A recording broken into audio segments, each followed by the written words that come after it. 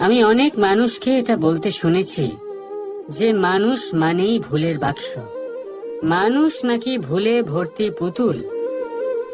আর এটাই সত্যি। দেখুন, ভুল কার দ্বারা হয় না, প্রত্যেকের দ্বারা হয়, আর একটা নয়, অনেক ভুল হয়। কিন্তু মনে রাখবেন, তাদের বস্ত্রতেই কাদা লাগে যারা কাদা পরিষ্কার করার প্রচেষ্টা করেন। তাহলে যেখানে চেষ্টা আছে সেখানে ভুল তো হবেই।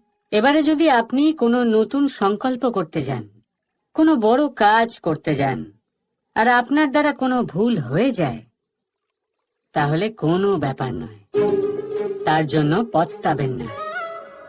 নিজের ভুলটাকে চিনুন, তাকে বুঝুন, তাকে শুধরাবার চেষ্টা করুন, আর সব থেকে জরুরি কথা, নিজের ভুল থেকে শিখুন।